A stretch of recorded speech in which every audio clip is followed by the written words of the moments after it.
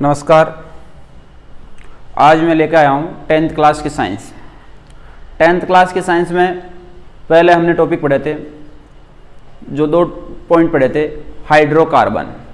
आज हम हाइड्रोकार्बन का जो वर्गीकरण था उसके बाद में आज हम हाइड्रोकार्बन की बात करते हैं कि हाइड्रोकार्बन क्या है। हाइड्रोकार्बन में क्या है कि कार्बन तथा हाइड्रोजन परस्पर मिलकर जिस नए यौगिक का निर्माण करते हैं उसे क्या कहते हैं? हाइड्रोकार्बन। यहाँ पे हाइड्रोजन है और यहाँ पे क्या? कार्बन। जब कार्बन और हाइड्रोजन आपस में मिलते हैं और जिस नए यौगिक का निर्माण करते हैं उसे क्या कहते हैं? हाइड्रोकार्बन। हम ये कह सकते हैं कि कार्बन तथा हाइड्रोजन परस्पर मिलकर जिस नए यौगिक का निर्माण करते हैं उसे हम हाइड्रोकार्बन कहते हैं। तो इसमें कार्बन प्लस हाइड्रोजन, इन दोनों का मिश्रण होता है, उसे वो क्या कहते हैं? हाइड्रोकार्बन कहते हैं। जैसे आप लिखते हो CH4, C2H6 या C2H4, ये जितने भी कार्बन और हाइड्रोजन से परस्पर मिलकर यौगिक बने हैं उन यौगिकों को हम हाइड्रोकार्बन की संख्या देते हैं। अब इन हाइड्रोकार्बन के बाद में जो यौगिक आते हैं जैसे कार्बनिक यौगिक। कार्बनिक यौगिक क्या होते हैं कि कार्बनिक यौगिक वह यौगिक होते हैं जिसमें जैसे ये हाइड्रोकार्बन है, हाइड्रोकार्बन में 2 इकाइयां पाई जाती है, एक तो हाइड्रोजन पाया जाता है, दूसरा क्या पाया जाता है? कार्बन। हाइड्रोजन तथा कार्बन के अलावा जो परमाणु पाए जाते हैं जैसे नाइट्रोजन है, ऑक्सीजन है, सल्फर है, यदि इस प्रकार के कोई अन्य परमाणु पाए जाते हैं और इन परमाणुओं के द्वारा उनका क्या हो जाता है? स्थायित्व प्राप्त हो जाता है, तो उनको बोलते हैं कार्बनिक यौगिक। क्या बोलते हैं? कार्बनिक यौगिक। हाइड्रोकार्बन में जो हाइड्रोकार्बन थे उन हाइड्रोकार्बन में जो कार्बन और हाइड्रोजन है, इनके अलावा यदि नाइट्रोजन, ऑक्सीजन, सल्फर आदि का क्या हो जाता है? उनमें स्थायित्व हो जाता है। तो स्थायित्व होने के कारण उनसे जो निर्मित यौगिक होते हैं उनको हम क्या कहते हैं? कार्बनिक यौगिक कहते हैं। अब जो कार्बनिक यौगिक हैं उन कार्बनिक यौगिकों के हम बात करते हैं कि भाई नामकरण की बात करते हैं, कार्बनिक यौगिकों का नामकरण किस प्रकार से किया जाता है। तो उस कार्बनिक यौगिकों के नामकरण में हमें यह देखना है कि कार्बनिक यौगिकों का जो नामकरण की पद्धति है उन नामकरण की पद्धति को हमें क्या देखना है। सबसे पहले यदि कार्बनिक यौगिकों के नामकरण की बात करते हैं तो कार्बनिक यौगिकों का नामकरण मुख्यतः 3 प्रकार से किया जाता है। कितने प्रकार से? 3 टाइप से किया जाता है। उसको नामकरण करने की मुख्य 3 विधियां हैं। नंबर जो फर्स्ट विधि होती है उस विधि को बोलते हैं रूढ़ नाम पद्धति। क्या बोलते हैं? रूढ़ नाम पद्धति। सेकंड पद्धति होती है उसको बोलते हैं व्युत्पन्न पद्धति, और जो थर्ड पद्धति होती है उसको बोलते हैं IUPAC पद्धति। कि रूढ़ नाम पद्धति है, व्युत्पन्न पद्धति है, IUPAC पद्धति है। ये 3 पद्धतियां हैं और इन तीनों पद्धतियों के द्वारा हमें कार्बनिक यौगिकों का क्या करना है? नामकरण करना है। यहाँ पे विशेष तौर से ध्यान देना कि रूढ़ नाम पद्धति हो, व्युत्पन्न पद्धति हो, चाहे IUPAC पद्धति हो, यहाँ से बोर्ड एग्जाम में 1 नंबर का क्वेश्चन आता है किसी के भी नामकरण से संबंधित। तो सबसे पहले मैं बात करूंगा रूढ़ नाम पद्धति। देखो, रूढ़ नाम का रूढ़ का मतलब होता है पुराना। क्या होता है? पुराना। तो पुराने के आधार पर हम ये कह सकते हैं कि रूढ़ नाम पद्धति में क्या होती है कि रूढ़ नाम पद्धति वह पद्धति होती है जिसका नामकरण उसके प्राकृतिक स्रोत हैं या वह कहां से प्राप्त हुआ है, जो प्राप्ति स्थान या प्राकृतिक स्रोत, इस पद्धति में होता है जो आता है प्राकृतिक स्रोत। प्राकृतिक स्रोत या उसका हम कह सकते हैं प्राप्ति स्थान। प्राकृतिक स्रोत या प्राप्ति स्थान के द्वारा जिसका उद्भव हुआ है उस उद्भव के नामकरण को हम क्या बोलते हैं? रूढ़ नाम पद्धति बोलते हैं। कि रूढ़ नाम पद्धति में जहां से आपको यौगिक प्राप्त हुआ, जहां से उसको ढूंढा गया है और उसी के आधार पर उसका क्या किया जाता है? नामकरण किया जाता है। तो वह नामकरण की जो पद्धति होती है उसको बोलते हैं हम रूढ़ नाम पद्धति। इस रूढ़ नाम पद्धति में जैसे हम कुछ प्राकृतिक स्रोतों की बात करते हैं और उनके कुछ यौगिकों की बात करते हैं, उसका रूढ़ नाम होता क्या है। जैसे आपके पास में हम कुछ सूत्र लिख रहे हैं और उन सूत्रों का हम बात करेंगे रूढ़ नाम, और रूढ़ नाम के अलावा हम कहेंगे कि इनके प्राकृतिक स्रोत क्या है, कि ये कहां से प्राप्त हुआ है। तो प्राकृतिक स्रोत है। तो देखो, सबसे पहले यदि आपके पास में एक यौगिक दे रखा है CH4, क्या दे रखा है? CH4, ये यौगिक का सूत्र है। इसका रूढ़ नाम क्या होता है? इसका रूढ़ नाम होता है मार्स गैस। क्या नाम होता है? Marsh gas. अब मार्स गैस है, इसका प्राकृतिक स्रोत है या इसको हम ये भी कह सकते हैं प्राप्ति स्रोत क्या है इसका, किस कहां से ये प्राप्त हुआ है? तो प्राप्त स्रोत की बात करें तो हम ये कह सकते हैं इसमें दलदल भूमि से। कहां से प्राप्त हुआ है? दलदल भूमि से। तो आपके पास में था मार्स गैस, और इस मार्स गैस को आपको विशेष तौर से यह ध्यान रखना है कि जो मार्स गैस है यानी जो CH4 है, CH4 एक सूत्र है और इस सूत्र को हम मार्स गैस कहते हैं। मार्स गैस में दलदल भूमि से। बोर्ड एग्जाम में यहां से क्वेश्चन पूछा जाता है कि मार्स गैस के नाम से किसको जाना जाता है, कि मार्स गैस के नाम से किसको जाना जाता है? हम क्या लिखते हैं? CH4। ये क्या होता है? मेथेन होता है। क्या होता है? मेथेन। तो मार्स गैस के नाम से किसको जाना जाता है? कि CH4 को जानता है, मेथेन। या पूछा जाता है मार्स गैस का प्राप्त स्रोत क्या? तो हम कह सकते हैं दलदल भूमि। क्या कह सकते हैं? दलदल भूमि। इसके बाद में जैसे आपका अगला यौगिक आता है, जैसे आपने 1 नंबर दो नंबर लिखा CH3OH, इसको बोलते हैं कास्ट स्प्रीट। Cast spirit. तो ये किससे प्राप्त होता है? ये होता है लकड़ी के भंजन से। किससे प्राप्त होता है? लकड़ी के भंजन से। तो CH3OH है, इसको हम वैसे तो क्या बोलते हैं? मेथेनॉल बोलते हैं। और मेथेनॉल का जो रूट नाम होता है वो होता है कास्ट स्प्रीट, और कास्ट स्प्रीट है वह होता है लकड़ी के भंजन से। कभी कभार इससे यह भी पूछा जाता है कास्ट स्प्रीट के नाम से किसको जाना? तो कास्ट स्प्रीट में आता है CH3OH। क्या आता है? CH3OH होता है, उसको हम क्या कहते हैं? कास्ट स्प्रीट कहते हैं। इसके अलावा जैसे आपके पास में आता है और भी यौगिकों की हम बात करते हैं, जैसे यौगिक सूत्र लिख दिया आपने CH3COOH, या आपने सूत्र लिख दिया HCOOH। तो ये तो होता है, इसको बोलते हैं एसिटिक अम्ल। एसिटिक अम्ल। और ये जो एसिटिक अम्ल प्राप्त होता है ये होता है सिरके से। किससे प्राप्त होता है? सिरके से। और ये होता है आपके पास में फॉर्मिक अम्ल। क्या होता है? फॉर्मिक अम्ल।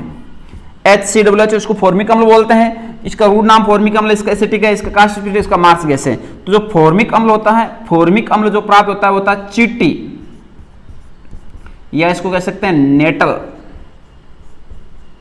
के डंक से। तो एसिटिक अम्ल, फॉर्मिक अम्ल, कास्ट स्प्रीट, मार्स गैस, तो ये इनके विशेष रूप से रूट नाम थे। और इन रूट नामों के द्वारा ही हम ये जानकारी होनी चाहिए कि ये रूट नाम होते हैं, ये इनके प्राप्त स्रोत होते हैं या प्राकृतिक स्रोत होते हैं, और ये इनके सामान्य सूत्र होते हैं। तो इतनी हमें जानकारी होनी चाहिए रूट नाम में। तो ये रूट नाम संबंधित जानकारी है जो हमें पता होनी चाहिए किस प्रकार से इनका नामकरण किया जाता है। अब रूट नाम पद्धति में कुछ मुख्य बिंदु हैं, उन मुख्य बिंदुओं की हम बात कर लेते हैं। मुख्य बिंदु कौन कौन से हैं?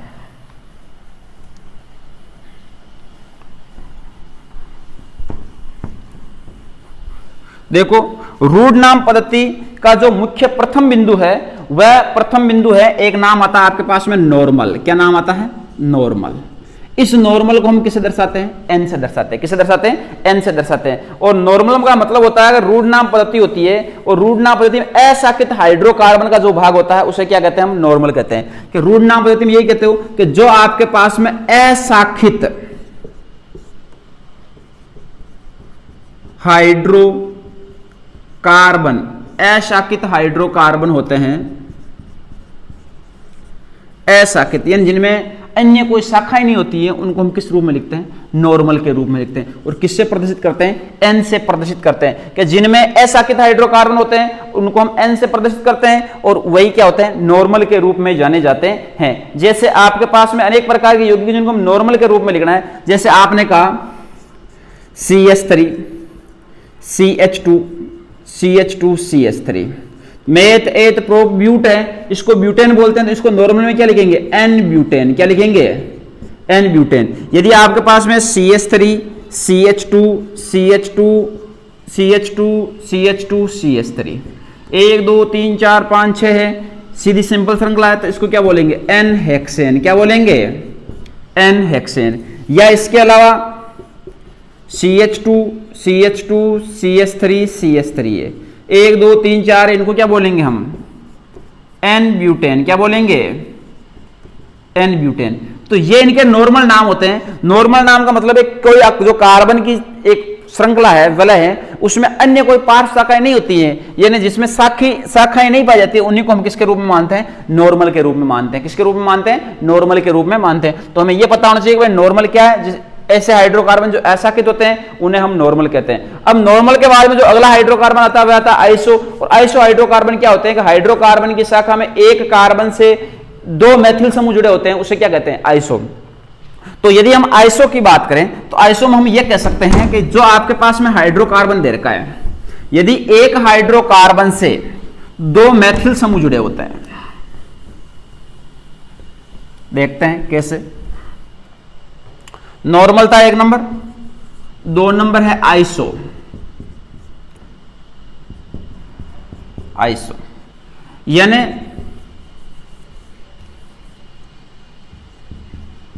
हाइड्रोकार्बन की श्रृंखला में एक कार्बन से दो मैथिल समूह, दो मैथिल समूह जुड़े होते हैं, उससे हम क्या बोलते हैं? आइसो बोलते हैं। जैसे CH3 CH3 CH3 और यहां पे क्या जाएगा? H। अब जैसे आपके पास में ये कोई एक श्रृंखला है और इस श्रृंखला में हमें ये देखना है कि एक कार्बन से कितने मैथिल समूह जुड़े हो? दो मैथिल समूह जुड़े। तो उस मैथिल समूह जुड़ने पर जो कार्बन को व्यक्त किया जाएगा, उस व्यक्त करने के तरीके को हम क्या कहेंगे? क्या कहेंगे भाई? आइसो ही कहेंगे। तो आइसो में आप इस श्रृंखला को बढ़ा के भी लिख सकते हो और लंबी श्रृंखला भी कर सकते हो। जैसे लंबी श्रृंखला में आप ये कह सकते हो भाई यहाँ पे ऐसे नहीं लिखे, इसको आप ऐसे भी लिख लो, इसका भी नाम लिख देंगे, कोई दिक्कत नहीं। CH3 CH CH3 CH2 CH2 CH कितनी भी लंबी श्रृंखला हो। अब देखो ये एक कार्बन है, इस कार्बन से दो श्रृंखलाएं जुड़ी हुई, मैथिल समूह जुड़े हुए नहीं जुड़े हुए, तो ये प्रकृति किसकी होगी? आइसो की। 1 2 3 4 5 और 6, तो इसको क्या बोलेंगे? आइसोहेक्सेन। क्या बोलेंगे? आइसोहेक्सेन। तो एक कार्बन से यदि दो मैथिल समूह जुड़े होते हैं तो उसको बोलते हैं आइसोहेक्सेन। क्या बोलते हैं? आइसोहेक्सेन। या इस प्रकार से आपने लिख दिया कि CH3 CH3 H CH2 CH3, 1 2 3 4 और 5 है, तो एक कार्बन से दो मैथिल समूह जुड़े हुए हैं नहीं जुड़े हुए? जुड़े हुए हैं, तो इसको क्या बोलेंगे? आइसो। 3 2 5 पेंटेन, तो इसको हम आइसोपेंटेन बोल सकते हैं। कि हाइड्रोकार्बन की श्रृंखला में यदि एक कार्बन से दो मैथिल समूह जुड़े होते हैं तो उसको किसकी संख्या देते हैं? आइसो की। अब आइसो के बाद में एक श्रृंखला और आती है 3 नंबर, उसको हमें लिखना नियो। नियो में क्या होता है? जैसे आपके पास में ये कोई कार्बन है और इस कार्बन से ये 4 मैथिल समूह जुड़े हुए हैं ऐसे, ये किसका रूप होगा? नियो का। तो इसको क्या बोलेंगे? नियोपेंटेन। क्या बोलेंगे? नियोपेंटेन। इस प्रकार से जो भी आपके पास में श्रृंखलाएं आती है रूट नाम पद्धति में, उनको आपको नॉर्मल, आइसो और नियो की संख्याएं देनी है और इनके आधार पर इनकी व्याख्याएं करनी है। अब नियो के बाद में जो आपकी रूट नाम पद्धति होती है, रूट नाम पद्धति के मुख्य 3 बिंदु थे। रूट नाम पद्धति में तो आपने कहा था कि जो भी आपके पास में हाइड्रोकार्बन होगा उसका प्राप्ति स्रोत से उसका नाम लिखेंगे कि कहां से प्राप्त हुआ, उसके आधार पर उसका नामकरण किया जाता है। और जो आपके पास में है नॉर्मल, आइसो और नियो, इन तीनों के बारे में हमें पता होना चाहिए।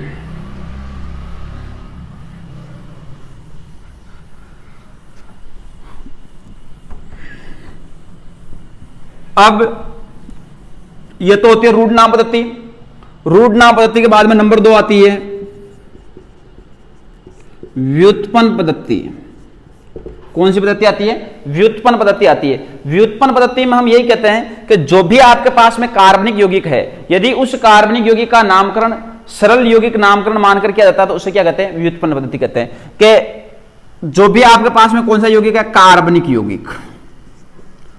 कार्बनिक यौगिक का नामकरण सरल यौगिक मानकर किया जाता है। कार्बनिक यौगिक का नामकरण सरल यौगिक मानकर किया जाता है।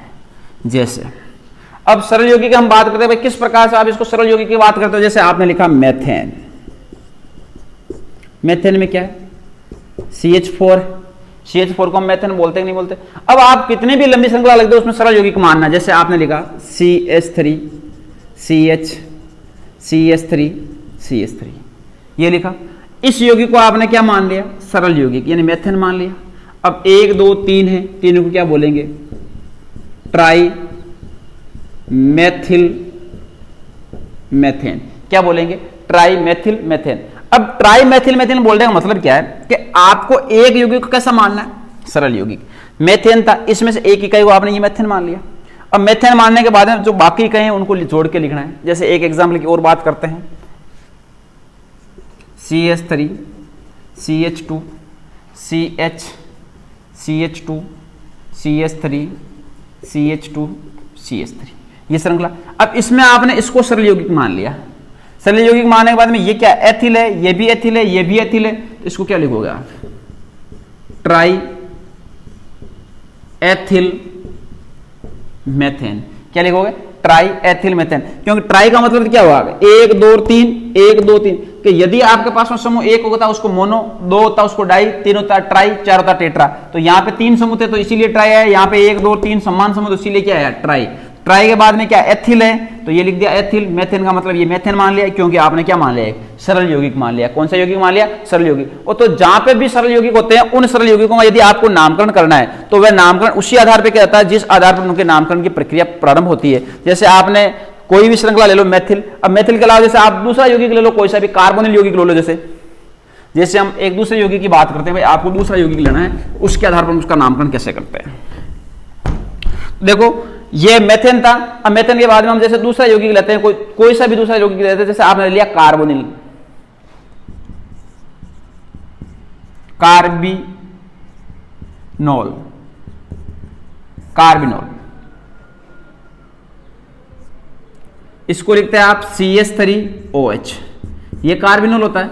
अब जैसे आपने लिखा CH3CH2CH2OH, तो ये आपका सरल यौगिक कार्बिनोल हो जाएगा। तो इसको क्या लिखेंगे, एथिल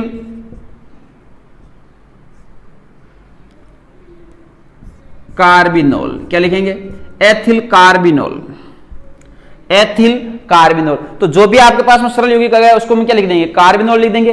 अब इस कार्बिनोल के बाद में जैसे आप एक यौगिक और ले लो, CH3CH2OH, तो यह एक छोटी श्रृंखला हो जाएगी, इसको कार्बिनोल बोलेंगे। इसको क्या बोलेंगे, मेथिल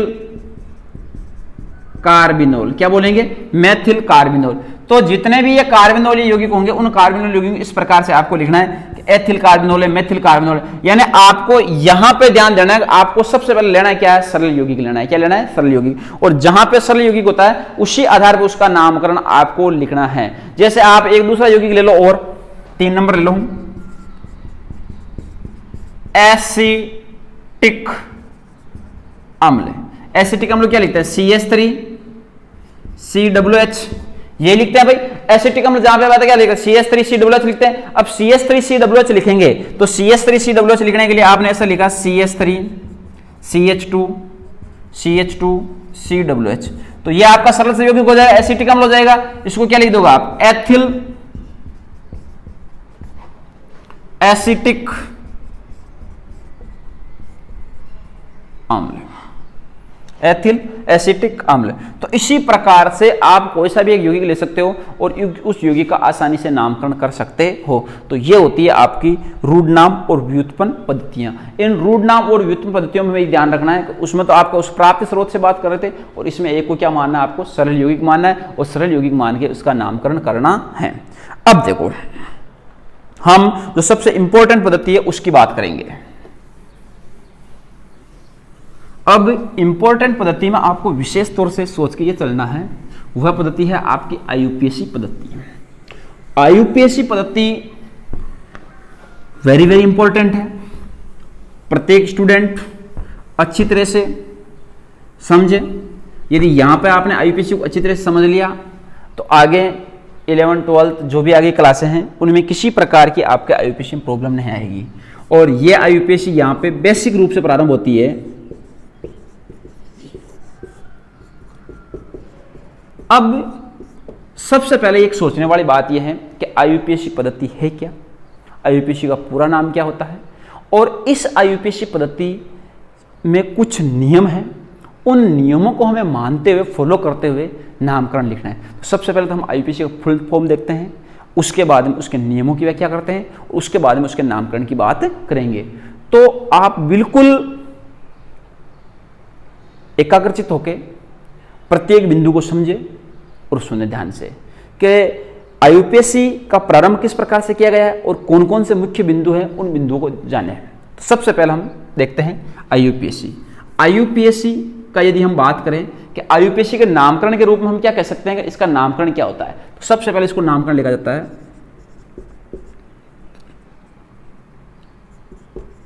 अंतर्राष्ट्रीय विशुद्ध एवं अनुप्रयुक्त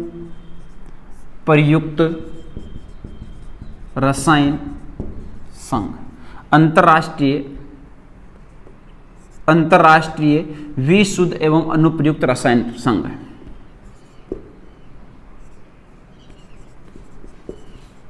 इंटरनेशनल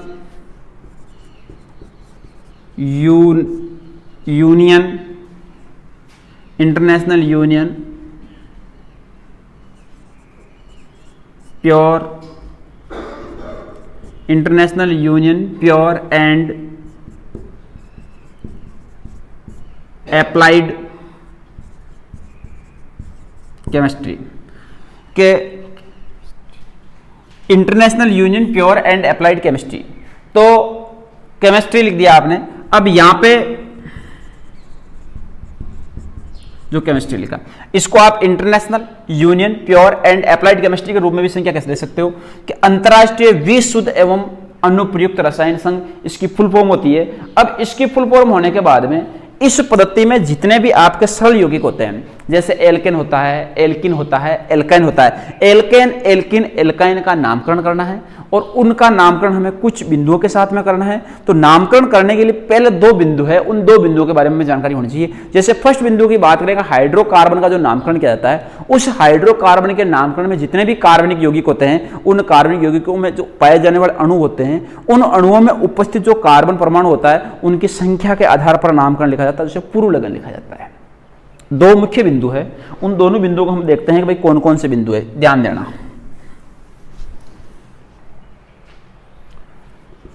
फर्स्ट बिंदु है कि जो भी आपके पास में कि हाइड्रोकार्बन का नामकरण में जो भी कार्बनिक यौगिक के अणु है, हाइड्रोकार्बन के नामकरण में जो भी कार्बनिक यौगिक के अणु है, उन कार्बनिक यौगिकों के अणुओं में उपस्थित जितने भी कार्बन परमाणुओं की संख्या है, उनके आधार पर लिखा जाता है। यानी हाइड्रोकार्बन का जो नामकरण किया जाता है, हाइड्रोकार्बन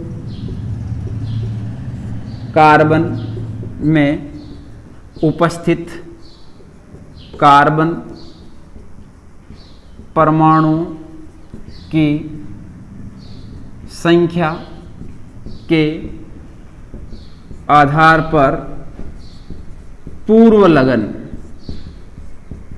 लिखा जाता है कि जो भी आपके पास में हाइड्रोकार्बन की चेन होगी और उस हाइड्रोकार्बन की श्रृंखला में जो उपस्थित कार्बन परमाणु रहेंगे, उन कार्बन परमाणुओं की संख्या के आधार पर क्या लिखा जाएगा, पूर्व लगन लिखा जाएगा। क्या लिखा जाएगा, पूर्व लगन लिखा जाएगा। ये चीज हमें पता होनी चाहिए। पहली चीज तो ये है जिसको बोलते हैं परफिक्स। क्या बोलते हैं, परफिक्स, PREFIX। नंबर 2 कि जो भी आपके पास में कार्बनिक यौगिक है और उस कार्बनिक अणु में जो भी बंध पाया जाता है, उस बंध के आधार पर क्या लिखा जाता है, अनुलग्न लिखा जाता है। तो हाइड्रो कार्बन में कार्बन परमाणु के मध्य पाए जाने वाले बंध के आधार पर अनुलग्न लिखा जाता है। ये हो गया कि पहला तो है कि जितने उसमें कार्बन परमाणु हैं, जितने कार्बन परमाणु की संख्या होगी वह क्या होगा, पूर्व लगन। और उन कार्बन परमाणु में जो बंध पाया जाएगा क्या पाया जाएगा, बॉन्ड। और उस बॉन्ड के आधार पर क्या लिखा जाएगा, अनुलग्न लिखा जाएगा। तो अनुलग्न और पूर्व लगन हम क्या कह सकते हैं, हम ये कह सकते हैं, इसका मतलब तो क्या हुआ दोनों का, कि जो आपके पास में हाइड्रोकार्बन बनेगा वह हाइड्रोकार्बन क्या होगा, पूर्व लगन प्लस अनुलग्न। यही हाइड्रोकार्बन बनेगा कि पहला हाइड्रोकार्बन पूर्व लगन और उसके बाद में क्या होगा अनुलग्न। जब पूर्व लगन और अनुलग्न का योग कर दिया जाएगा तो क्या बन जाएगा हाइड्रोकार्बन बन जाएगा। अब इन हाइड्रोकार्बनों में हमें यह ध्यान देना है कि जो पूर्व लगन और अनुलग्न का योग होगा वह पूर्व लगन और अनुलग्न के योग के आधार पर इनका नामकरण किया जाएगा। अब सबसे पहले यदि हम पूर्व लगन और अनुलग्न की बात करते हैं, पूर्व लगन अनुलग्न किस प्रकार से व्यक्त किए गए तो उनके बारे में हमें जानकारी होनी चाहिए कि पूर्व लगन और अनुलग्न क्या है। अब देखो सबसे पहले हम बात करते हैं कि पूर्व लगन का निर्धारण। पूर्व लगन का निर्धारण, पूर्व लगन के निर्धारण में हमें ये देखना है कि जो आपके पास में कार्बन परमाणु की संख्या है कार्बन परमाणु लिखना है और उस पूर्व लगन लिखना है। तो इसमें आपको ये देखना है कि कार्बन परमाणु और यहां पे आ जाएंगे इनके पूर्व लगन। तो ये चीज आपको टेबल याद रखनी है, इसमें यहां पे क्रमांक हो जाएंगे। तो देखो जैसे आपने लिखा 1 नंबर 2 3 4 5 6 7 8 9 10 10th क्लास में इतना याद रखना है। जैसे सबसे पहले आप लिखते हो मैथ, सॉरी कार्बन नंबर 1 लिखते हो, कार्बन नंबर 1 को क्या लिखोगे आप पूर्व लगन में मैथ। यदि कार्बन 2 है तो उसको क्या लिखोगे एथ। कार्बन 1 को मैथ, कार्बन 2 को एथ। कार्बन 3 होगा तो उसको क्या लिखोगे प्रोप, क्या लिखोगे प्रोप। कार्बन 4 होगा उसको क्या लिखोगे ब्यूट, क्या लिखोगे ब्यूट। कार्बन 5 होगा उसको क्या लिखोगे पेंट। कार्बन 6 को हेक्स। कार्बन 7 को हेप्ट, ये हेक्स है, ये क्या है हेप्ट। कार्बन 8 को ऑक्ट। कार्बन 9 को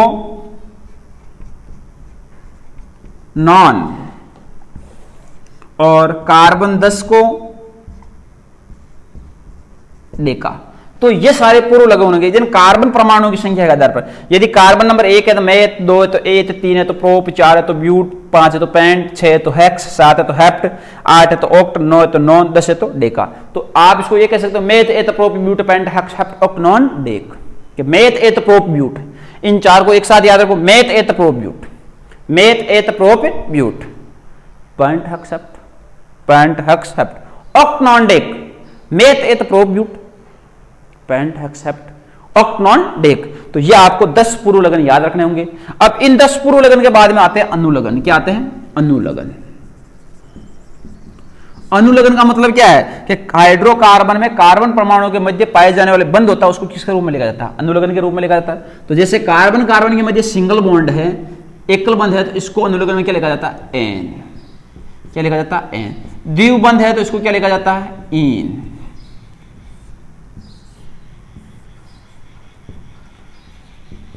ये बंद हो जाएंगे, ये अनुलगन हो जाएंगे। तो एकल बंध है तो एन, द्विबंध है तो इन, और यदि ट्रिपल बॉन्ड है तो उसको क्या लिखेंगे आयन। यदि कार्बन कार्बन के मध्य एकल बंध है तो उसको क्या बोलेंगे एन, द्विबंध है तो इन, ट्रिपल बंध है तो आयन। तो ये तीनों प्रकार के अनुलगन है। तो ये आपको अनुलगन याद रखना है, ये आपको पूर्व लगन याद रखना है। तो पूर्व लगन प्लस अनुलगन क्या बन जाएगा हाइड्रोकार्बन बन जाएगा। तो ये चीज हमें पता होनी चाहिए कि हाइड्रोकार्बन के रूप में पूर्व लगन प्लस अनुलगन दोनों आपस में मिलकर किसका निर्माण करते हैं हाइड्रोकार्बन का निर्माण करते हैं।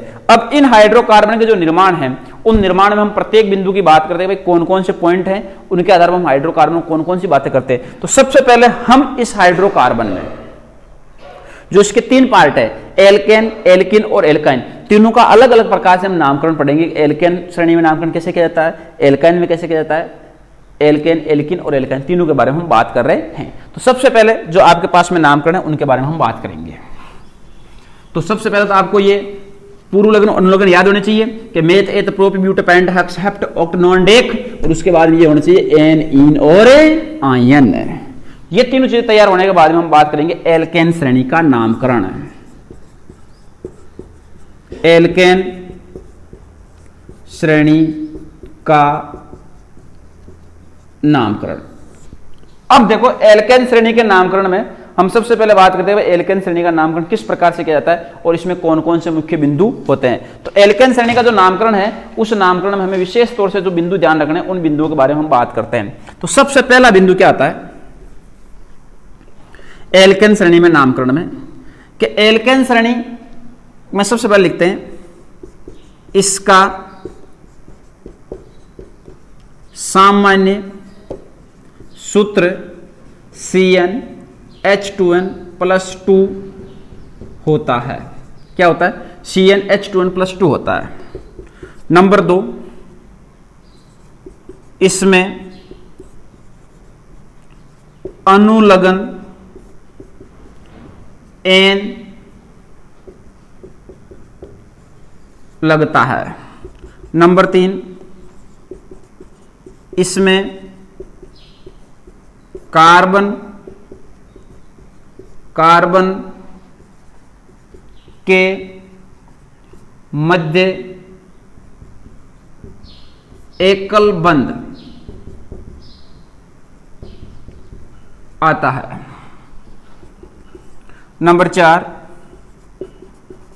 इसमें N का मान 1, 2, 3, 4 इन्फिनिटिव होता है। नंबर 5, इस श्रेणी के सदस्यों को पैराफिन कहते हैं। इस श्रेणी के सदस्यों को पैराफिन कहते हैं। नंबर 6, उसमें लिखना नामकरण लिखते समय अंकों के मध्य कोमा और नामों के मध्य हाइफन लगाते हैं। तो इसमें ये लिख सकते हो नामकरण लिखते समय यदि आप इसका नामकरण लिखोगे, चलो ये बात तो हम आईपीएससी नामकरण में लिख लेंगे, इसको कोई लिखने की जरूरत नहीं है, वैसे छोड़ो इसको भी कि ये तो इसके पहले देख लो भाई इसके कौन कौन से बिंदु, उन बिंदुओं के बारे में। तो ये आपके पास में 5 बिंदु है, 5 बिंदुओं के द्वारा हम एल्केन श्रेणी को जानते हैं। इसके मुख्य बिंदु एल्केन श्रेणी में कौन कौन से होते हैं। अब आईपीएससी नामकरण लिखने के जो मुख्य रूल्स हैं, उन नियम हैं, उनकी हम बात करते हैं भाई कौन कौन से एल्केन श्रेणी का नामकरण है। तो सबसे पहले इसको ये देख लेना कि इसका सामान्य सूत्र ये होता है CnH2n+2 होता है। फिर इसमें अनुलग्न N लगता है। फिर कार्बन के मध्य एकल बंध आता है। फिर N का मान 1, 2, 3, 4 से 1 से प्रारंभ होता है, कहने का मतलब, और श्रेणी के सदस्यों क्या बोलते हैं? पैराफिन बोलते हैं।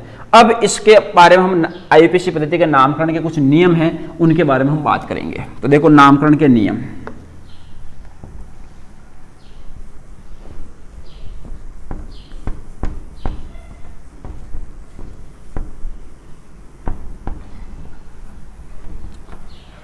नियमों के बारे में बात करते हैं।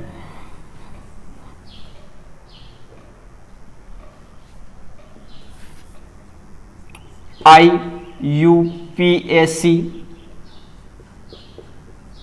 नाम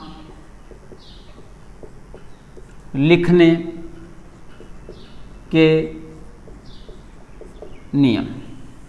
आईयूपीएसी नाम लिखने के नियम। अब आईयूपीएसी नाम लिखने का प्रथम नियम क्या है कि सर्वप्रथम कार्बन की सर्वाधिक लंबी श्रृंखला का चयन किया जाता है। फर्स्ट नियम हम बात करते हैं, सर्वप्रथम कार्बन की सर्वाधिक लंबी श्रृंखला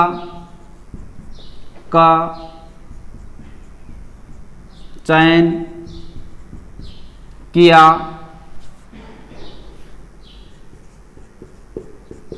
किया जाता है, जिसे मुख्य श्रृंखला कहते हैं। कि सर्वप्रथम कार्बन की सर्वाधिक लंबी श्रृंखला का चयन किया जाता है, जिसे हम मुख्य श्रृंखला कहते हैं।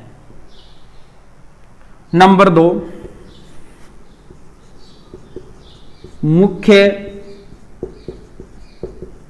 श्रृंखला के बाहर, मुख्य श्रृंखला के बाहर पाए जाने वाले समूहों को, मुख्य श्रृंखला के बाहर पाए जाने वाले समूहों को, मुख्य श्रृंखला के बाहर पाए जाने वाले समूहों को प्रतिस्थापी समूह कहते हैं। कि जो मुख्य श्रृंखला है, उस मुख्य श्रृंखला के अलावा जो बाहर की तरफ पाए जाने वाले समूह होंगे, उन समूह को हम कौन समूह कहेंगे? प्रतिस्थापी समूह कहेंगे। इन प्रतिस्थापी समूह के बाद में जो नंबर 3 पॉइंट आता है, वह 3 पॉइंट ये है, यदि श्रृंखला में 2 या 2 से अधिक समान लंबाई की मुख्य श्रृंखला उपस्थित हो, तो जिस श्रृंखला में अधिक प्रतिस्थापी होंगे उसका चयन किया जाएगा। यदि मुख्य श्रृंखला में 2 या 2 से अधिक समान प्रतिस्थापी, यदि मुख्य श्रृंखला में 2 या 2 से अधिक समान प्रतिस्थापी उपस्थित हो तो नामकरण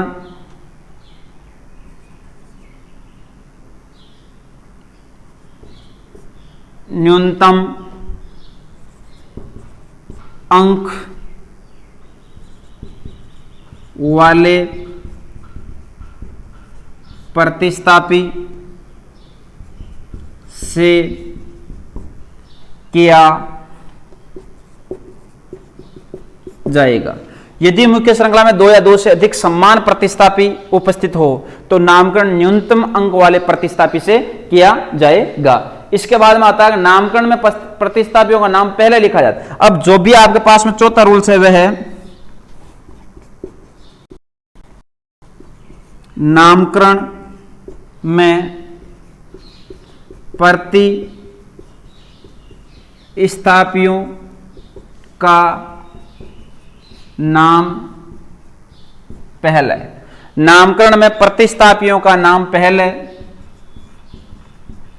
लिखा जाता है। नामकरण में प्रतिस्थापियों का नाम पहले लिखा जाता है। अब यदि आपके पास में समान प्रतिस्थापी की तो बात हो गई, यदि भिन्न भिन्न प्रतिस्थापी हैं और या समान प्रतिस्थापी, तो हम अगला रूल्स ये लिख लेते हैं,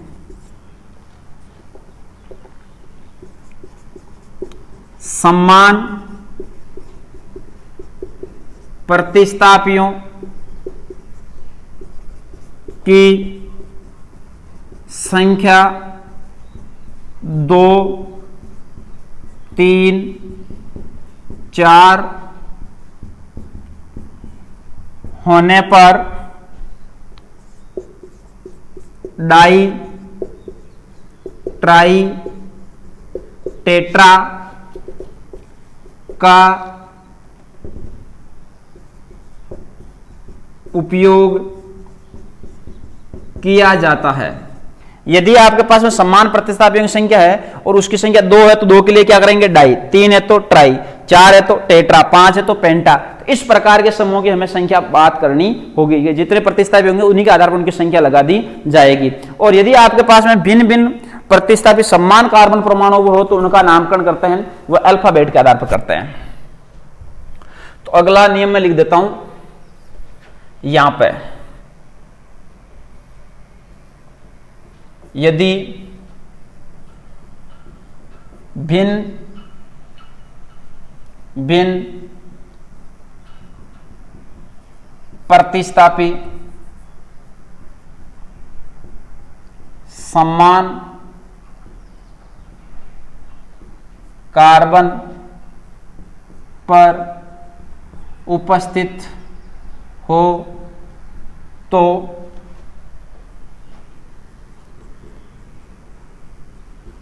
नामकरण अल्फाबेट यानी अंग्रेजी वर्णमाला, अल्फाबेट के आधार पर किया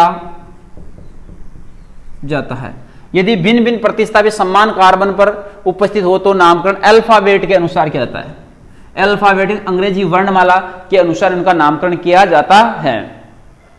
और यदि नामकरण को लिखते समय अंक हो तो कोमा लगाते हैं, और उसके मध्य यदि कार्बन अंकों के मध्य तो हम क्या लगाते हैं, कोमा लगाते हैं, और उनके जो संख्या है उनके मध्य क्या लगाते हैं हम, हाइफन।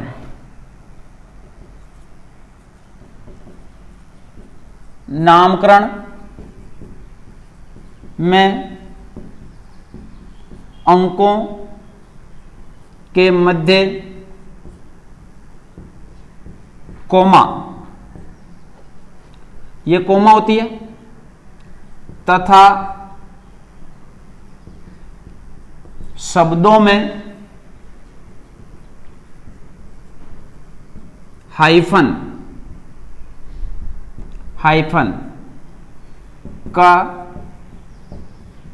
उपयोग किया जाता है। तो ये 7 नियम हैं बड़े बड़े, इनको आपको विशेष तौर से ध्यान रखना है कि सर्वप्रथम कार्बन की सर्वाधिक लंबी श्रृंखला का चयन किया जाता है, जिसे मुख्य श्रृंखला कहते हैं, कि जो कार्बन की सबसे लंबी श्रृंखला होगी उसको मुख्य श्रृंखला कहेंगे। नंबर 2 है कि मुख्य श्रृंखला के बाहर पाए जाने वाले समूह को प्रतिस्थापित समूह कहते हैं। नंबर 3 है यदि मुख्य श्रृंखला में 2 या 2 से अधिक समान प्रतिस्थापी उपस्थित हो तो नामकरण न्यूनतम अंक वाले प्रतिस्थापी से किया जाता है जाएगा। इसके बाद में नामकरण में प्रतिस्थापियों का नाम पहले लिखा जाता है। इसके बाद में समान प्रतिस्थापियों की संख्या 2, 3, 4 होने पर डाई, ट्राई, टेट्रा का उपयोग किया जाता है। अब जितनी यहां पे संख्या बढ़ेगी उसी आधार पर यहां पे नामकरण आ जाएंगे। 5 आएगी तो पेंटा हो जाएगा, 6 आएगी तो हेक्सा हो जाएगा। इसके बाद में यदि भिन्न भिन्न प्रतिस्थापी समान कार्बन पर उपस्थित हो तो नामकरण अल्फाबेट के अनुसार किया जाता है। अल्फाबेट के आधार पर, जो अंग्रेजी वर्णमाला होती है उसके आधार पर किया जाता है। नामकरण में अंकों के मध्य तो कोमा लगाते हैं और शब्दों के मध्य हाइफन का उपयोग करते हैं। तो ये नामकरण के विशेष कुछ नियम हैं, और उन विशेष कुछ नियमों को हमें जानना था, कौन कौन से नियम है उनके बारे में हम बात कर रहे थे। अब नामकरण के बाद में हम कुछ मुख्य प्रतिस्थापी समूह है उनकी बात कर लेते हैं। कौन कौन से मुख्य प्रतिस्थापी समूह पाए जाते हैं, तो उन प्रतिस्थापी समूह की हम बात करते हैं। तो यहां पे देखना विशेष तौर से कुछ महत्वपूर्ण प्रतिस्थापी समूह, कुछ महत्वपूर्ण प्रतिस्थापी समूह। जैसे आपने लिखा ये, इसका क्या नाम होगा, मैथिल।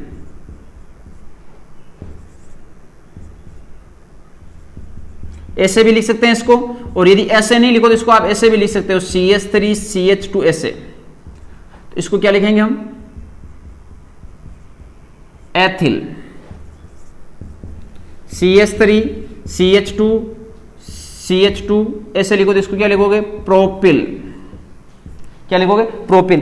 तो जो नामकरण के आपके पास में प्रतिस्थापी समूह है उन प्रतिस्थापी समूह को आप इस प्रकार से भी लिख सकते हो कि कौन सा समूह किस प्रकार से व्यक्त किया जाता है। इसके बाद में जैसे आप प्रोपिल है, ब्यूटिल है, कोई सा भी समूह लिख सकते हो। जैसे आपने लिख दिया यहां पे CH3 CH2 CH2 CH2, इसको क्या लिखेंगे हम, ब्यूटिल। इसके अलावा 5 नंबर इसको लिखेंगे ब्रोमो। इसके अलावा 6 नंबर इसको लिखेंगे क्लोरो। 7 नंबर में लिख दिया, इसको लिखेंगे फ्लोरो। इसको लिखेंगे आयोडो।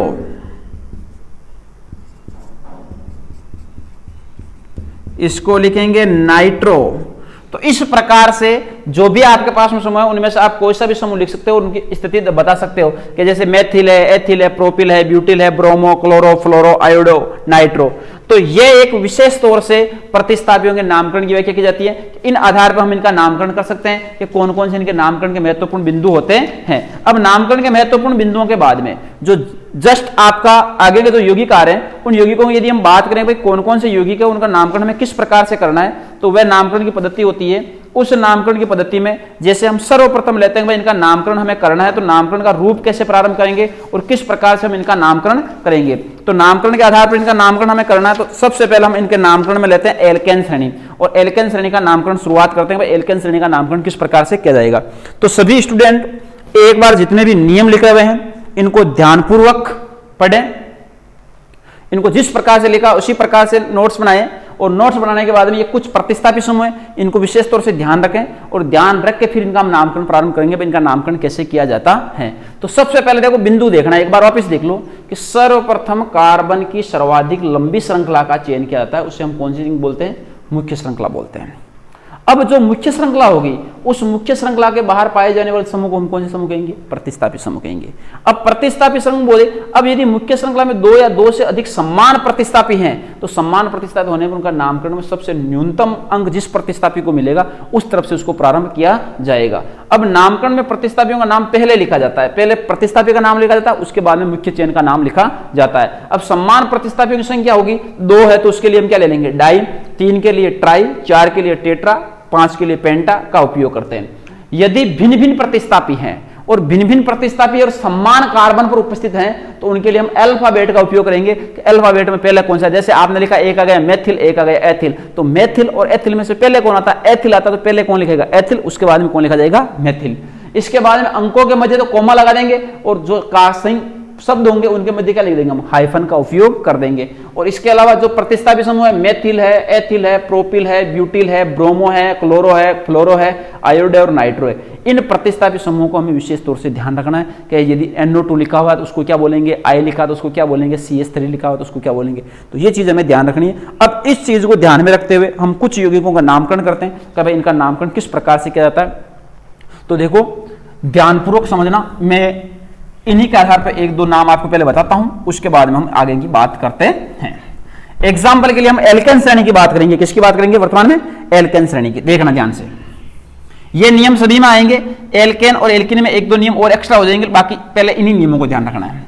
आपने लिखा CH3 CH2 CH2 CH3, सबसे पहले ये आपने कार्बन की श्रृंखला लिखी है और इस कार्बन की श्रृंखला में ये देखो कि जो कार्बन की श्रृंखला लिखी हुई, छोटी कर लो, चाहे कोई बड़ी इतनी जरूरी नहीं, छोटी लिख लो आप। ये कार्बन की श्रृंखला लिखी, इस कार्बन की श्रृंखला में ये देखो कि सबसे पहले आपको लंबी श्रृंखला का चयन करना, 1 2 3 1 2 3, इससे लंबी नहीं हो सकती। प्रतिस्थापी का मतलब है इसके अलावा इस पे कोई अन्य यौगिक नहीं जुड़े हुए। अब इसके अलावा इस पे अन्य यौगिक नहीं जुड़े हुए, तो यौगिक नहीं जुड़े हुए सीधी सी बात है इसका नामकरण लिखना। तो मेथ एथ प्रो, 3 नंबर कार्बन आ रहा था, पूर्व लगन और अनुलगन। पूर्व लगन में कार्बन तीनों क्या बोलते हैं, प्रोप। अनुलगन में बंद कौन सा, एकल बंद, क्या आएगा, इन, तो क्या बन जाएगा, सॉरी एन आएगा, तो क्या बन जाएगा, प्रोपेन। क्या बन जाएगा, प्रोपेन। ये नामकरण हो गया आईपीसी। यदि आपको यही श्रृंखला ऐसे दे रखी है CH3 CH2 CH CH3 CH3, अब इसमें ध्यान देना कि सबसे पहले कार्बन की लंबी श्रृंखला का चयन करना, 1 2 3 4 1 2 3 4 1 2 3 1 2 3 4। तो आपको ये तो पता चल गया भाई 4 से लंबी श्रृंखला हो नहीं सकती, 4 है। अब 4 होने के लिए चाहे आप लंबी चेन ये ले लो चाहे ये ले लो, जैसे आपने मुख्य चेन ये मान ली। अब मुख्य चेन मानने के बाद में आपको देना है इनको क्रमांक। अब क्रमांक किस तरफ से देना है, जिस तरफ से ये प्रतिस्थापी क्या हो, नजदीक हो। जिस तरफ से प्रतिस्थापी नजदीक होता है, यानी जो लोएस्ट सम रूल्स की पालना करते हैं, उसी आधार पर उसको नामकरण देना है। यदि आप देते हो 1 2 और 3 पे आता है, इधर से कितने पता, 1 और 2, 3 के बजाय 2 नजदीक है, तो 1 2 3 और 4 दे दिए। अब आपने ये लाइन यहां पे लिखी थी कि न्यूनतम अंक तो दे दिया आपने। अब आपको ये नामकरण में प्रतिस्थापी का नाम पहले लिखते हैं। अब इसमें प्रतिस्थापी का नाम पहले लिखा जाएगा, बाद में श्रृंखला का लिखा जाएगा, और समान प्रतिस्थापी 2 ज्यादा है नहीं, अल्फाबेट की बात है नहीं। अब हाइफन की इनकी बात करते हैं। तो सबसे पहले आपके पास में यहां पे कितने, 1 2 3, तो क्या आएगा 2, ये क्या लगा दिया, मेथिल, हाइफन लगा के 2 मेथिल। कार्बन कितने, 4, एकल बंदे तो क्या जाएगा, ब्यूटेन, 2 मेथिल ब्यूटेन। जैसे आप एक श्रृंखला और ले लो, CH3 CH CH3 CH CH3 CH3, ये आपने कोई श्रृंखला ली। इस श्रृंखला में ये ध्यान देना है कि 1 2 3 और 4 है। अब 4 तो है, 1 2 3 1 2 3 1 2 3 4 1 2 3 4, किधर से भी लो लंबी श्रृंखला कितने की आ रही है, 4 की आ रही है। तो आपने मुख्य चयन ये मान लिया इसको। अब मुख्य चयन मानने के बाद में इसको क्रमांक देने का, आप क्रमांक इस तरफ से लो या इस तरफ से लो। तो 1 और 2 पे आ रहा है, 3 पे ये आ रहा है, 4 पे। एक और दो पैर, तो इधर से भी दो पैर है, इधर से भी दो पैर है, इधर से ये तीन पैर है, तो इधर से ये तीन पैर है, इस स्थिति कैसे समान है, तो आप नाम इसको 1 2 3 4 ये दे दो, चाहिए दो, बराबर स्थिति होगी। अब ये दो चीजें तो आपके समझ में आ गई। अब आपके पास में एक प्रतिस्थापी ये है, एक प्रतिस्थापी ये है। अब दोनों प्रतिस्थापी है, दोनों समान है कि नहीं है, समान है ना। अब समान यदि प्रतिस्थापी है तो आपको यहां पे ये ध्यान देना है कि समान प्रतिस्थापी के लिए क्या करना है। तो देखो यहां पे कि मुख्य श्रृंखला में दो या दो से अधिक समान प्रतिस्थापी हो तो नामकरण न्यूनतम अंक पहले नामकरण किसका लिखेंगे, प्रतिस्थापी के लिए। समान प्रतिस्थापियों की संख्या 2 है तो 2 के लिए क्या लगाएंगे, डाई। 3 है तो ट्राई, 4 है तो टेट्रा। कितने हैं, 2, 2 के लिए क्या लगाएंगे, डाई। चीज समझ में आ गई। अब भिन्न भिन्न प्रतिस्थापी है नहीं, नामकरण के मध्य लिखना। तो अब सबसे पहले लिखो, पहला कितना पे है, 2 पे, अंकों के मध्य क्या लगानी है, कोमा। दूसरा कितने पे, 3 पे, कितनी बार आए, 2 बार। 2 बार के लिए यहां पे क्या लिखते हो आप, डाई। तो क्या लिखोगे, 2 3 हाइफन लगा के डाई। डाई पे कौन है, मैथिल, कौन है, मैथिल। 2 3 die Maithil butane. समझ में आया कि नहीं आया, कि इन नियमों को फॉलो करते हुए हमें ये नामकरण लिखना है, 2 3 डाई मैथिल ब्यूटेन। इसके अलावा जैसे और एग्जाम्पल की बात करते हैं हम, CH3 CH2 CH3 CH2 CH3 CH2 CH3। यह आपको कोई यौगिक दे दिया और इस यौगिक का आपको नामकरण करने के, इसका नामकरण हम किस प्रकार से करें। तो सबसे पहले लंबी श्रृंखला देखो, देखें 1 2 3 4 1 2 3 4 5, ठीक है 5 आई, 1 2 3 4 5। तो लंबी श्रृंखला आपने ये मान ली, ये लंबी श्रृंखला हुई कि नहीं हुई। अब लंबी श्रृंखला होने के बाद में हमें ये देखना है क्रमांक किस तरफ से देना, जिस तरफ से नजदीक हो। 1 2 3 पे, 1 2 3 पे, इधर से देना 1 2 3 4 5 दे दिए। अब एक प्रतिस्थापी ये है, एक प्रतिस्थापी ये है, दोनों प्रतिस्थापी भिन्न भिन्न है कि नहीं है, भिन्न भिन्न है। इसको मेथिल बोल रहे हैं, इसको क्या बोल रहे हैं, एथिल बोल रहे हैं। अब आपका नियम ये काम करता है कि यदि भिन्न भिन्न प्रतिस्थापी समान कार्बन ग्रुपित हो तो नामकरण पहले अल्फाबेट के आधार पर किया जाता है। तो अल्फाबेट में पहले ए आता है कि एम आता है, ए आता है, ए का मतलब क्या आएगा, एथिल आएगा, एम का मतलब क्या आएगा, मैथिल। तो पहले ए आता है। अब नामकरण कैसे लिखेंगे इसका, कि यहां पे 3 पे है तो 3 एथिल, उसके बाद में 3 मेथिल, 3 एथिल 3 मेथिल पेंटेन। क्या लिख देंगे, 3 एथिल 3 मेथिल पेंटेन। इसमें किसी को दिक्कत आ रही है क्या, इस प्रकार से आपको जो कितनी भी श्रृंखलाएं दे रखी हो उन सारी श्रृंखलाओं का आप नाम आसानी से लिख सकते हो। अब ये नाम लिखने के बाद में यदि आप अन्य कोई श्रृंखलाओं की बात करें, जैसे आप एक एग्जांपल ये ले लो, CH3 CHCl CHF CH3 ये है। तो अब इसमें देखो 1 2 3 1 मिनट, पहले तो ये देखना है ये दोनों प्रतिस्थापी है कि नहीं है। इन दोनों प्रतिस्थापी में क्लोरो का पहला आता है, फ्लोरो पहला आता है, पहले कौन आएगा, क्लोरो आएगा। तो 1 2 3 4 ये लिख दोगे तो क्या लिखोगे इसको, 2 क्लोरो 3 फ्लोरो ब्यूटेन। इसमें किसी को दिक्कत आ रही है क्या, 2 क्लोरो 3 फ्लोरो ब्यूटेन। तो आपको इसी प्रकार से इनके नामकरण लिखना है, जो इनकी स्थिति बने उन्हीं के आधार पर इनके नामकरण लिख देना है कि कौन सी स्थिति पे कौन सा नाम आएगा। जैसे आप एक अन्य एग्जांपल और ले लो,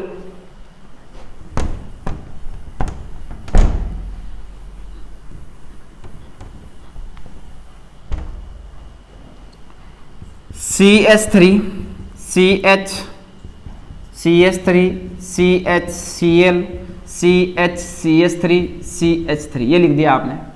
अब इसमें मुख्य श्रृंखला लो, देखें 1 2 3 4 5 इसको मान लो, चाहे 1 2 3 4 5 इसको मान लो।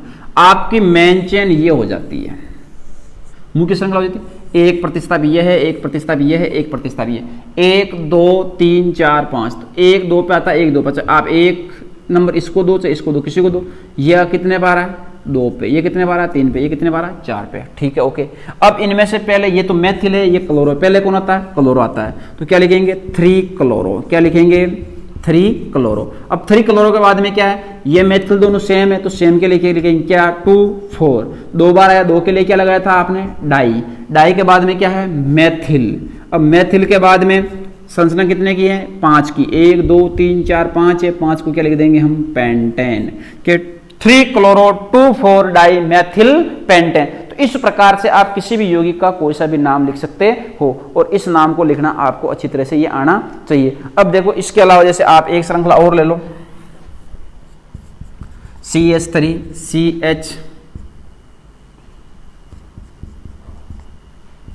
CH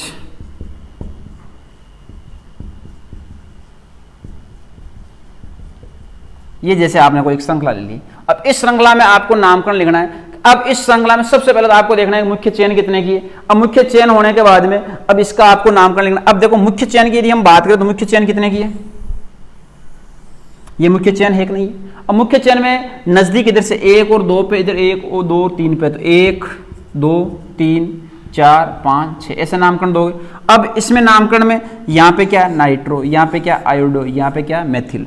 अब नाइट्रो, आयोडो और मेथिल जो तीनों समूह हैं, इन तीनों समूहों में सबसे पहले कौन आएगा उसका नामकरण, उसके बाद में कौन आएगा उसका नामकरण, उसके बाद में कौन आएगा उसका नामकरण। अब देखो सबसे पहले हम इसमें नामकरण लिखते हैं तो क्या लिखेंगे, सबसे पहले नाइट्रो है, आयोडो और मेथिल। नाइट्रो, आयोडो और मेथिल तीन शब्द हैं, एक नाइट्रो है, एक आयोडो है, एक मेथिल है। तो सबसे पहले इसमें कौन आएगा आयोडो, कौन आएगा आयोडो। तो क्या लिखेंगे 3 आयोडो। अब 3 आयोडो के बाद में क्या है 4 मेथिल। 4 मेथिल के बाद में क्या है 2 नाइट्रो हेक्सेन। तो ये आपका इसका नामकरण हो जाएगा कि 3 आयोडो 4 मेथिल 2 नाइट्रो हेक्सेन। तो ये आपके केवल एल्केन श्रेणी के नामकरण कंप्लीट होते हैं। अब एल्केन श्रेणी के नामकरण के बाद में हम आगे की जो बात करते हैं वह बात करेंगे एल्काइन श्रेणी की। अब एक एग्जाम्पल में आपको और बता देता हूं कि उसके बाद में हम एल्केन के बाद में एल्काइन श्रेणी में चलते हैं। तो देखो एक एग्जाम्पल और देख लो,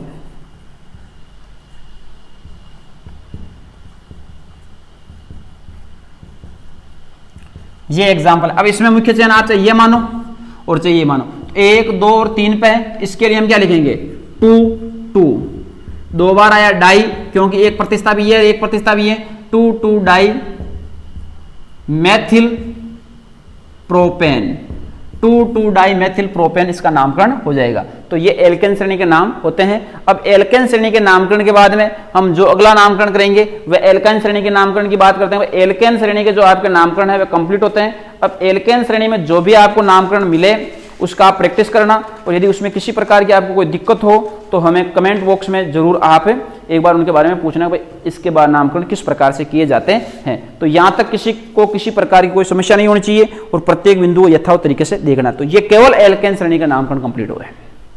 आगे चलते हैं। ये नियम आने चाहिए और नियमों के अकॉर्डिंग हम किसी का भी नामकरण लिख सकते हैं। ये नियम आपको अच्छी तरह से आने चाहिए। तो ये नियम आप एक बार अच्छी तरह से नोट्स में लिख लेना और नोट्स में लिख के इनको बिंदुवत याद भी रखना कि सबसे पहले क्या करना है, उसके बाद में क्या करना है, उसके बाद में क्या करना है। अब देखो ये थी आपकी केवल एल्केन श्रेणी। अब हम बात करेंगे एल्किन श्रेणी की। किसकी बात करेंगे एल्किन श्रेणी की बात करते हैं। एल्किन श्रेणी,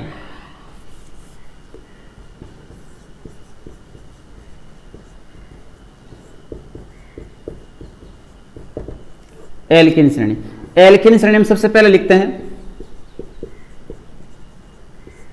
सामान्य सूत्र CnH2n। नंबर 2 लिखते हैं अनुलग्न इन। नंबर 3 लिखते हैं कार्बन कार्बन के मध्य बंध, द्विबंध आता है। कैसा बंध आता है द्विबंध। नंबर 3 लिखते हैं n का मान कहां से प्रारंभ होता है 2 से, 2 3 4 अब कितना भी हो सकता है, 2 से प्रारंभ होता है। नंबर 5 इनको ओलिफिन्स भी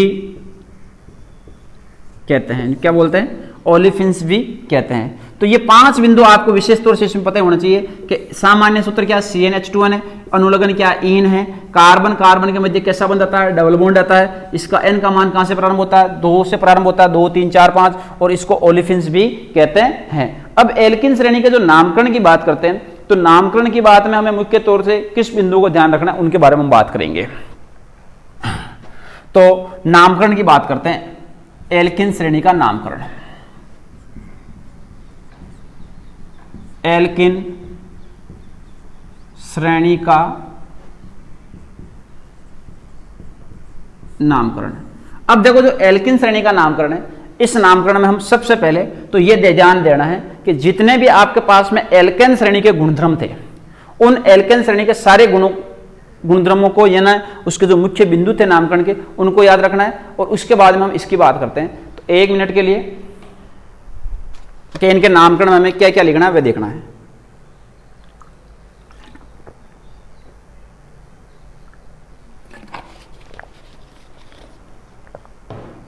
अब नामकरण में जो सबसे पहला बिंदु है, उस पहले बिंदु की हम बात करेंगे भाई नामकरण में क्या है। कि जो एल्केन श्रेणी में जो आपने बिंदु लिखे थे कि कार्बन की लंबी श्रृंखला का चयन करना है, सबसे पहले नामकरण लिखना है, तो किसका लिखना है, प्रतिस्थापी का लिखना है। उसके बाद में आपको 2 है तो डाई लगाना है, कोमा लगानी है, और अल्फाबेट के आधार पर नाम लिखना। उनके अलावा इसमें 2 बातें विशेष तौर से जोड़नी है आपको कि जो कार्बन की द्विबंध युक्त श्रृंखला है उसी का चयन करना है। पहला बिंदु तो यह जोड़ना है कि कार्बन की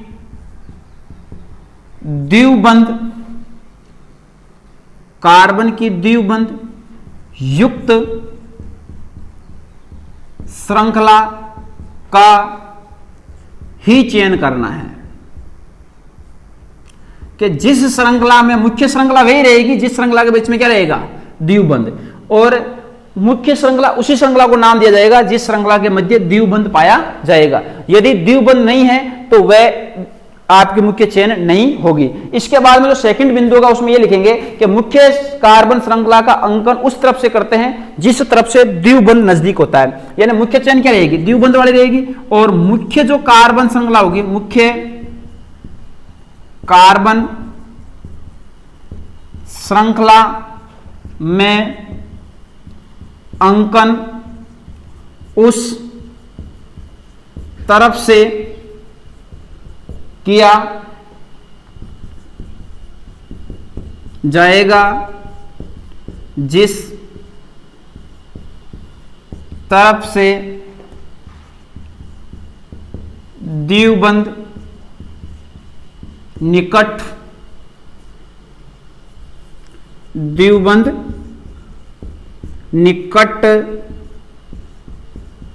होता है। यह आपको 2 बातें उन नियमों में और ऐड करनी है। कौन सी श्रेणी के लिए, एल्किन श्रेणी के लिए। बाकी सारे नियम वे एल्केन वाले ही हैं, लेकिन इसमें 2 मुख्य बातें आपको और ऐड करनी है कि इनका नामकरण किस प्रकार से करना है और मुख्य श्रृंखला में किस प्रकार से इनको रोल को बताना है कि इस प्रकार से इनकी व्याख्या की जाती है। जैसे हम कुछ एग्जाम्पल लेते हैं। CH2 डबल बॉन्ड CH2, पता है कि भाई यही श्रृंखला है तो मेथ एथ है। अब यहां पे ध्यान देना कि जो हाइड्रोकार्बन का नाम लिखा जाता है कि पूर्व लगन प्लस अनुलग्न लिखा जाता है। अनुलग्न में क्या लगा हुआ है, द्विबंध है, द्विबंध के लिए क्या लिखा है आपने, ईन लिखा है, तो ये क्या हो जाएगा, एथीन हो जाएगा। क्या हो जाएगा, एथीन। इसके बाद में जैसे आपने लिखा CH3 CH3 double bond CH3। अब देखो इसमें जो मुख्य चयन होगी उस मुख्य चयन के अंदर क्या होना चाहिए, द्विबंध होना चाहिए। तो 1 2 3 4 ये हो चाहिए, 1 2 3 4। तो आपने मुख्य श्रृंखला ये मान ली क्योंकि द्विबंध यहां पे है, तो जिस श्रृंखला में द्विबंध होगा वही मुख्य श्रृंखला होगी। अब क्रमांक किधर देना, 1 और 2 पे है, 1 और 2 पे है, नजदीक है, दोनों पे समान है, कोई नहीं। लेकिन इस पे तो इधर से भी 2 पे, इधर से 2 पे। अब पहली स्थिति में ये समान हो गया। अब समान होने के बाद में ये देखना है कि ये प्रतिस्थापी निष्पक्ष किधर से, 1 2 3 पे, 1 2 पे, तो किधर से लग जाएगा, इधर से इसका क्रमांक लग जाएगा। तो यहां पे क्या लिखना है आपको कि 2 मेथिल। अब 2 मेथिल के बाद में क्या है, 1 2 3 4 ब्यूट। अब 2 पे क्या है, 2 इन, द्विबंध 2 पे है तो ब्यूट 2 इन लिखना है। या इसको आप क्या लिख सकते हो, ब्यूट 2 इन को 2 ब्यूटीन भी लिख सकते हो। क्या लिख सकते हो? ब्यूटीन। तो यहां पर आपको ध्यान देना है कि 2 मेथिल ब्यूटीन या 2 ब्यूटीन भी इसको लिखा जा सकता है। जैसे इसके अलावा आपने एक श्रृंखला लिखी CH3 CH2 CH2 CH3, जैसे ये श्रृंखला है। अब इस श्रृंखला में मुख्य श्रृंखला कौन सी मानी जाएगी कि 1 2 3 4, ये तो है लंबे 4 तो, लेकिन इसमें द्विबंध नहीं है, द्विबंध भी आना चाहिए। तो इसमें मुख्य चेन कौन सी होगी? यह आपकी मुख्य चेन हो जाएगी। अब मुख्य चेन में क्रमांक किस तरफ से देना है? जिस तरफ से द्विबंध नजदीक हो। तो नजदीक इधर से 1 2 3 पे आता है, इधर से कितने पे? 2 पे। तो 1 2 3 4 दे दिया। अब यहां पे क्या है? मेथिल समूह है। तो इस मेथिल समूह को क्या लिखना है? सबसे पहले 2 मेथिल। क्या लिखना है भाई? 2 पे तो 2 मेथिल आ जाएगा। अब 2 मेथिल आने के बाद में ये देखना 1 2 3 और 4 कार्बन है। 4 को क्या बोलते हैं हम? ब्यूट 1 इन, या इसको 1 ब्यूटीन भी लिखा जा सकता है। तो इन एग्जाम्पलों के आधार पर हमें यह देखना है कि एल्किन श्रेणी का नामकरण किस प्रकार से किया जाता है। तो ये मुख्य एग्जाम्पल थे, इनको हमें देखते रहना है और इनके आधार पर इनका नामकरण करना है। अब जैसे आपके पास में और भी अन्य श्रृंखलाएं भी जुड़ी हो सकती है, उन श्रृंखलाओं हम नामकरण की बात करते हैं। कौन कौन सी श्रृंखलाएं देखते हैं एक बार।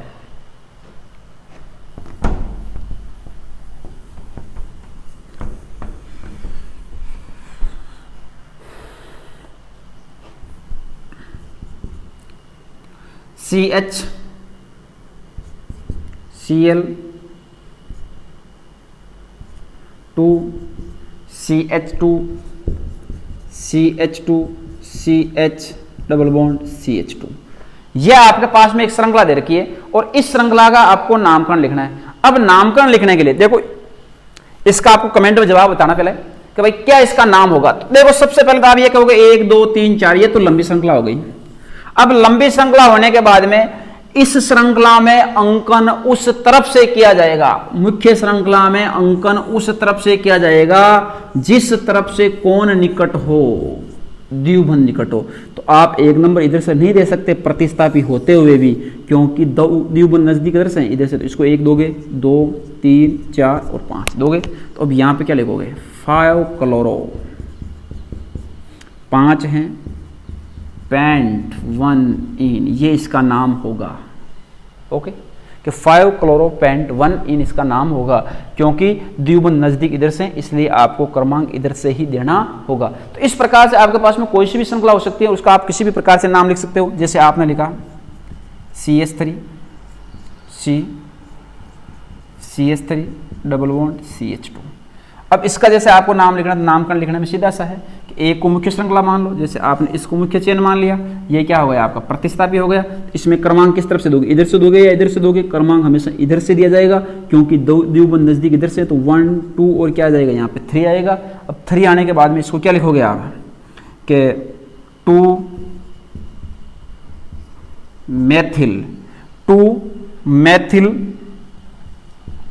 प्रोप 1 इन, 2 मेथिल प्रोप 1 इन के रूप में इसको लिखा जाएगा। तो ये आपको नामकरण के कुछ उदाहरण थे, उन नामकरण के उदाहरणों को आपको देखना है अच्छी तरह से, और इनमें किसी प्रकार का कोई प्रॉब्लम हो तो जरूर हमें बताना है। अब ये तो होती है आपकी एल्किन श्रेणी कंप्लीट। अब एल्किन श्रेणी के बाद में हम चलते हैं अगली जो श्रेणी है उसके बारे में बात करते हैं, एल्काइन श्रेणी के बारे में।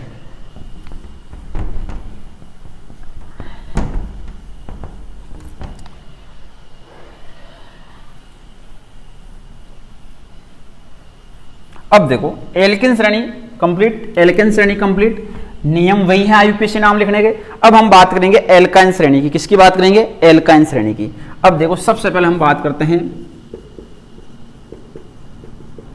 एल्काइन श्रेणी की। एल्काइन श्रेणी में क्या है? सबसे पहले इसका सामान्य सूत्र CnH2n-2 है। नंबर 2, इसमें अनुलग्न आयन लगता है, इसमें अनुलग्न आयन लगता है। नंबर 3, कार्बन के मध्य त्रिबंध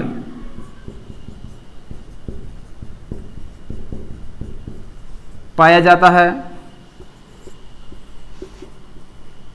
इसके n का मान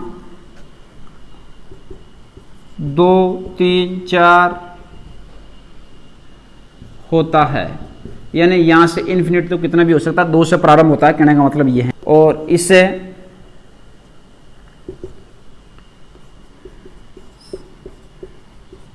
एसिटिलीन भी कहते हैं।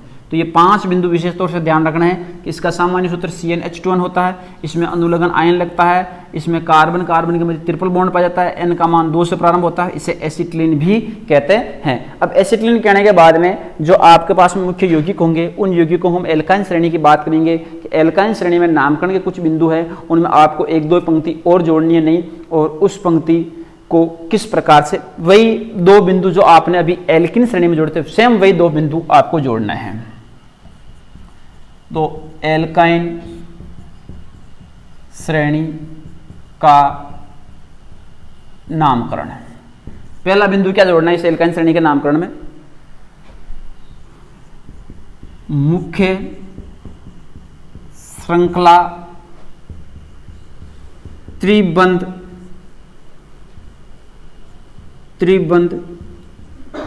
युक्त होनी चाहिए। मुख्य श्रृंखला त्रिबंध युक्त होनी चाहिए। नंबर 2 लिखेंगे इसमें क्या, मुख्य श्रृंखला त्रिबंध युक्त है। नंबर 2 लिखेंगे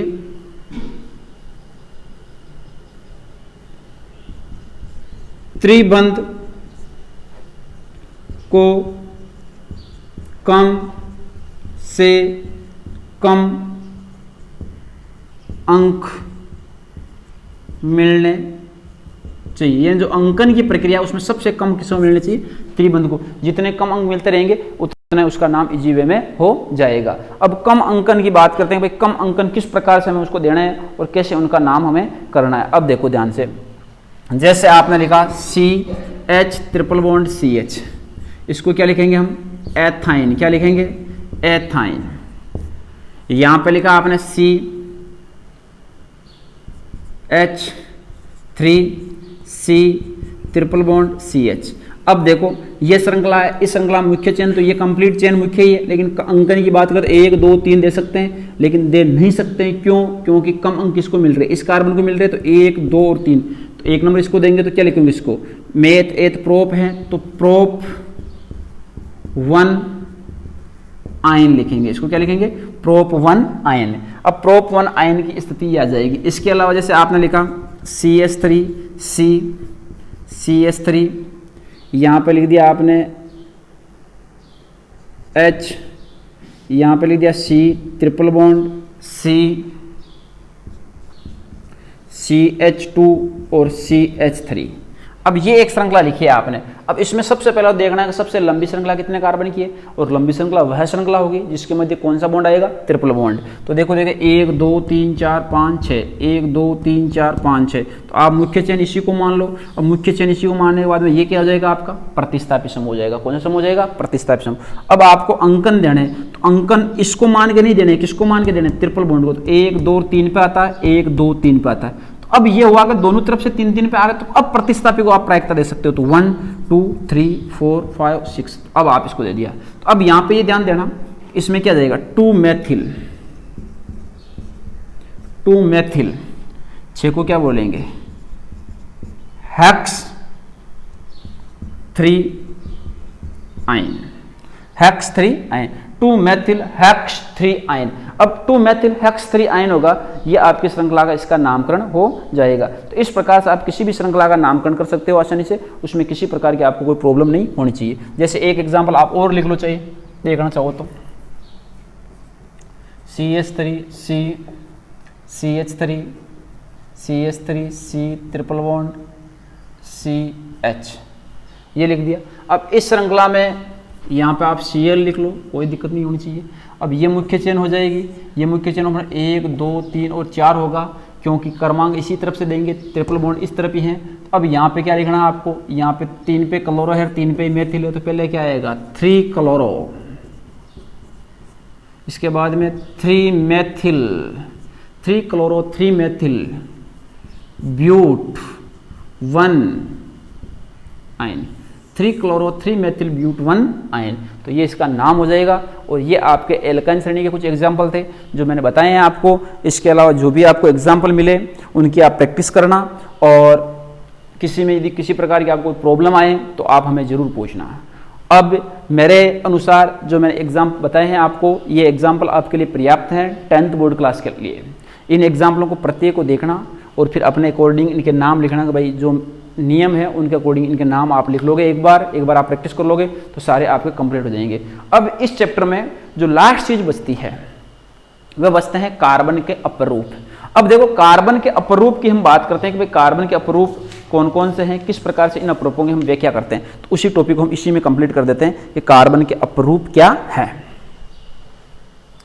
अब कार्बन के अपरूपों को इसमें यदि हम लेते हैं तो ये वीडियो थोड़ा सा बड़ा हो जाता है। अब इस कार्बन के अपरूप को हम एक छोटे से वीडियो में और इसमें कनेक्ट कर देंगे, इसलिए हम ये IUPAC नामकरण तक आप वीडियो रखना।